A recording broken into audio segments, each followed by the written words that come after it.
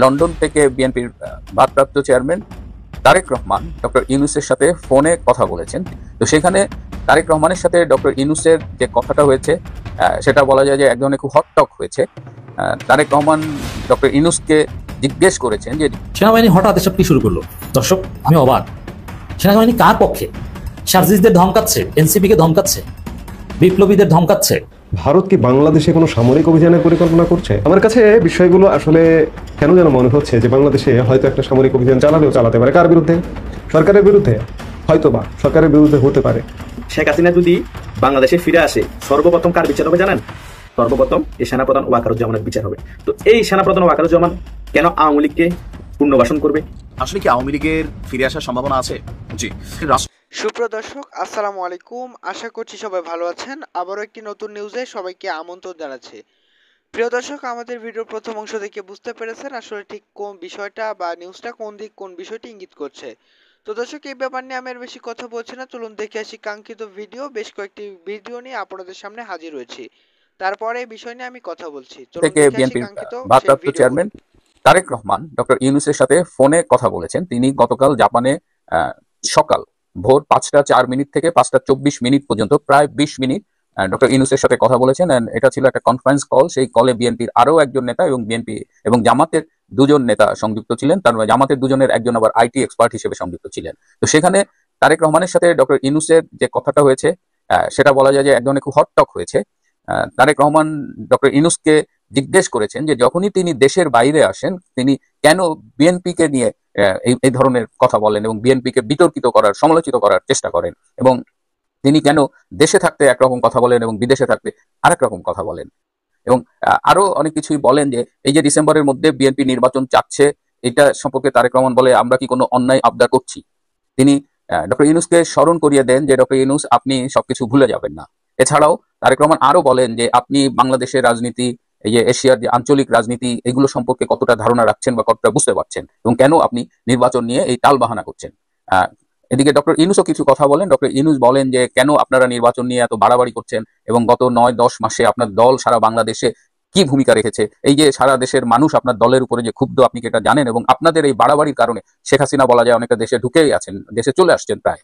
এবং তিনি আরো একটি কথা বলেন যে এই যে জুলাই আগস্টের যে আন্দোলন, সেখানে আপনাদের চেয়ে জামাত শিবিরের অনেক বেশি ভূমিকা ছিল, তারা তো নির্বাচন নিয়ে এত লাফাচ্ছে না, আপনারা কেন এত লাফালাফি করছেন? তো এই পর্যায়ে তাদের কথাবার্তা মানে ইট ওয়াজ হট, ভেরি হট। তো এক পর্যায়ে তারা ডিসিশন নেয় যে ঠিক আছে, ডক্টর ইউনূস বাংলাদেশে ফিরে এলে 2রা জুন, দ্যাট ইজ আগামীকাল সোমবার, বিএনপির সাথে তিনি বৈঠকে বসবেন। সুতরাং এই আপনারা সবাই জানেন যে বিএনপির সাথে 2 তারিখে ডক্টর ইউনূসের মিটিং। তো এই মিটিং এছাড়াও তারেক রহমান আরো বেশ কিছু ক্ষোভ প্রকাশ করেছেন যে কেন তার অ্যাপয়েন্টমেন্ট পাইতে বিএনপিকে এত ওয়েট করতে হয়, তিনি কেন বিএনপিকে অ্যাপয়েন্টমেন্ট দেন না, আবার তিনি যখন বিপদে পড়েন তখন বিএনপিকে ডাকেন। তো এই ধরনের কথাবার্তা হয়েছে। তো আগামীকাল 2 তারিখ কি মিটিং হবে এখন। এদিকে বিএনপির নেতা গয়েশ্বর চন্দ্র রায় গতকাল দেখলাম যে তিনি একটি বক্তৃতায় বলেছেন যে আমরা সম্ভবত মানুষ চিনতে ভুল করেছি ডক্টর ইউনূসের ব্যাপারে। অনেকের বিএনপি অনেক নেতার কথাবার্তায় মনে হচ্ছে যাদের ইউনূস মোহটা কেটে গেছে বা অ্যাটলিস্ট ক্ষতিগ্রস্ত হয়েছে। এদিকে বিএনপির আরেক নেতা সালাউদ্দিন আহমেদ তিনি কন্টিনিউয়াসলি বলছেন, এবং তিনি এই 2 তারিখের মিটিং সম্পর্কে বলেছেন যে ডক্টর ইউনূস হয়তো আরেকটা মূলা ঝুলাইছে আর কি। তো এই যে পারস্পরিক অবিশ্বাস জন্ম নিয়েছে। যদিও বিএনপির, আমি বারবার বলেছি যে বিএনপির 4 নেতা 4 রকমের কথা বলে, এবং এদের আসল পলিটিক্যাল স্ট্যান্ডটা কি বা আদৌ কোনো ফার্ম পলিটিক্যাল স্ট্যান্ড আছে কিনা এটা নিয়ে কিন্তু সন্দেহ পোষণ করবার যথেষ্ট কারণ আছে। যাই হোক, 2 তারিখে মিটিং, বিএনপির কিছু নেতার কথাবার্তা যেটা মনে হচ্ছে যে বিএনপি অনেকটা সংশয় নিয়ে এই মিটিং এ যাবেন। সেনাবাহিনী হঠাৎ এসব কি শুরু করলো। দর্শক, আমি অবাক। সেনাবাহিনী কার পক্ষে? শারজিসদের ধমকাচ্ছে, এনসিপিকে ধমকাচ্ছে, বিপ্লবীদের ধমকাচ্ছে। দেখেন, শারজিস, হাসনাত আক্তার এরা এনসিপি নেতা, এর বাইরেও তাদের পরিচয় তারা বিপ্লবী, তারা আমাদের গণ অভ্যুত্থানে গণবিপ্লবের নায়ক।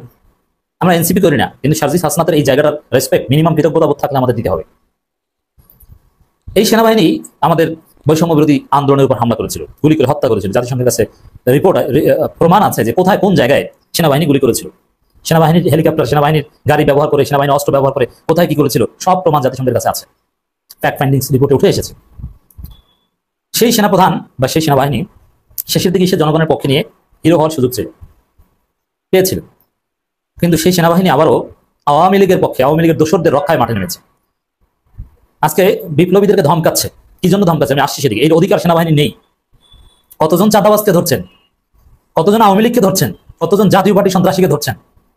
আজকে বৈষম্য বিরোধী ছাত্র আন্দোলনের নেতাদের জিজ্ঞাসাবাদ করেন, দর্শক, প্রথমে বলিনি যে সেনা হেফাজতে যারা ছিল, এমনকি শেখ হাসিনাকে সেনাবাহিনী উচিত ছিল, এটাই মানবতা, এটাই মানবাধিকার, এটাই রাজনীতি, এটাই দেশপ্রেম, আইনের হাতে তুলে দিবে, যে আইন তাদের বিচার করবে, সেনাবাহিনী তাদেরকে পেটাবে নেবার, জনগণের হাতে তুলে দিবে, এটা কিছুতেই উচিত না। কি করবে?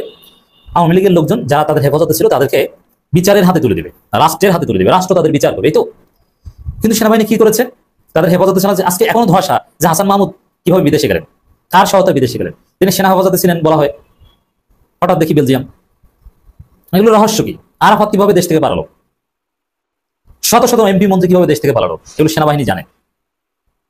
আওয়ামী লীগকে দেশ থেকে পালাতে সহায়তা করেছে, আওয়ামী লীগের দোসর জাতীয় পার্টিকে নিরাপদে থাকতে দিয়েছে, এখন আবার তাদের শেল্টারের জন্য মাঠে নেমেছে। কেন? দর্শক, জিএম কাদেরের বাড়িতে কে বা কারা নাকি হামলা করেছে বা ঢিল মেরেছে। আরে জিএম কাদের যে অপরাধ করেছে ও তো বাংলাদেশেই থাকতে পারার কথা না, ওর বাড়িঘরটা একদম গুড়িয়ে দেওয়ার কথা। সেই বুলডোজার অভিযানই, আমি তো মনে করি জাতীয় পার্টির বাটপারদের বিরুদ্ধে একটা বুলডোজার অভিযান চালানো দরকার। যেই হোক না কেন, যারাই হোক না কেন, তার বাড়িতে নাকি ঢিল মেরেছে। এখন কেউ মেরেছে না নিজেরাই এই নাটক সাজিয়েছে, কে জানে। এটা তো নাটকবাজ। জিএম কাদের জাতীয় পার্টি যদি কোনো নাটকবাজ আছে বাংলাদেশে? নেই। এখন এই ঘটনাকে কেন্দ্র করে জাতীয় পার্টি আওয়ামী সন্ত্রাসীদেরকে সেনাবাহিনী ধরতে পারে না, বৈষম্য বিরোধী ছাত্র আন্দোলনের নেতাদেরকে ধরে নিয়ে জিজ্ঞাসাবাদ করে, যদিও ছেড়ে দেয়। এবং সার্জিস আলমকে ধমকিয়েছে, সার্জিস ছুটে গিয়েছে সেখানে, ধমকিয়েছে যে না, এর মব চলবে না। কিসের মব? জনতার প্রতিরোধ মব? তাহলে হাসিনা পতন হচ্ছে তো মবের মাধ্যমে, মব চলবে না, আমাদের রক্ত থাকতে এটা হতে দিব না। মানে জাতীয় পার্টি আওয়ামী লীগ রক্ষায় এত সিরিয়াস। চাঁদাবাজদের বিরুদ্ধে এরকম একটু কথা বলেন না। অথবা কথাটা তো এইভাবে বলা যায় যে আওয়ামী লীগ জাতীয় পার্টি বা এদের বিরুদ্ধে আমরা ব্যবস্থা নিচ্ছি, বাবা তোমাদের কিছু করতে হবে না, বা তোমরা আমাদের সাথে থাকো। জনতার প্রতিরোধকে থামিয়ে দেওয়ার চেষ্টা করছে সেনাবাহিনী, এটা হতে পারে না। তারা রাজনীতিতে নাক গলাচ্ছে। সেনাবাহিনী যদি দেশপ্রেমিক হয়ে থাকে, তাদের উচিত বৈষম্যবিরোধী ছাত্র আন্দোলনের ছেলেদের সাথে নিয়ে তারপর সন্ত্রাসীদের ধরতে যাওয়া, অথচ তাদেরকে জিজ্ঞাসাবাদ করে। মানে জিএম কাদেরদের নিরাপত্তা দেওয়ার দায়িত্ব নিয়েছে, আওয়ামী দোষরদের নিরাপত্তা দেওয়ার দায়িত্ব নিয়েছে সেনাবাহিনী না, বরং তাদেরকে ধরে পুলিশের হাতে দেন, থানায় দেন। ওরা তো হত্যা মামলার আসামি। ওরা কি দালালি করেছে সেনাবাহিনী কি জানে না? এই সেনাবাহিনী এনসিপির বিরুদ্ধে খেপেছে। এটা বিএনপির মদদে বা সেনাবাহিনী এটা পরিকল্পিতভাবে যে এনসিপির লোকজনকে তারা প্রশ্রয় দিবে না, তাদেরকে চাপে রাখবে। কারণ এনসিপি স্পষ্টভাবে জানিয়ে দিয়েছে যে সেনাবাহিনীর কোনো অধিকার নাই রাজনীতিতে হস্তক্ষেপ করার বা ডিসেম্বর নির্বাচন যাওয়ার। নাসিরুদ্দিন পাটোয়ারি বলেছেন, আসনাদ আব্দুল্লাহ সেনাপ্রধানের যে সফট আওয়ামী লীগ বা রিফাইন্ড আওয়ামী লীগ যে প্রজেক্ট এবং ইনক্লুসিভ ইলেকশনের নামে তাদেরকে সাথে নিয়ে যে ইলেকশন, এর বিরুদ্ধে জাতি সতর্ক করে দিয়েছে। সেনাপ্রধান ইমেজ মারাত্মকভাবে ক্ষুণ্ণ হয়েছে, যার ফলে এরা এনসিপিকে চাপে রাখার নীতিগত সিদ্ধান্ত নিয়েছে হয়তো। এই কারণে এখন জাতীয় পার্টির পক্ষ নিচ্ছে, বৈষম্য বিরোধী ছাত্র আন্দোলন নেতাদের ধরে নিয়ে যাচ্ছে এবং ধমকাচ্ছে। জনতার প্রতিরোধকে মব বলছে, যেটা রক্ত থাকতে এটা হতে দিব না। আরে রক্ত থাকতে গণহত্যাকারীরা পালাতে পারবে না, চান্দাবাজি করতে পারবে না, এরকম একটা থ্রেট দেন না। তো দর্শক, এই ছিল আজকের ভিডিও। আশা করছি আপনি সম্পূর্ণ ভিডিও দেখেছেন। দর্শক, আসলে সম্পূর্ণ ভিডিও দেখে বুঝতে পেরেছেন আসলে কোন দিক কোন বিষয়টি ইঙ্গিত করছে।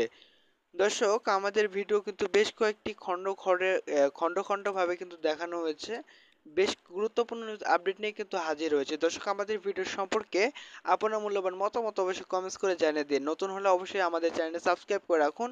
ধন্যবাদ, দেখা হচ্ছে নতুন কোনো ভিডিওতে। সে পর্যন্ত সবাই ভালো থাকবেন, সুস্থ থাকবেন, আল্লাহ হাফেজ।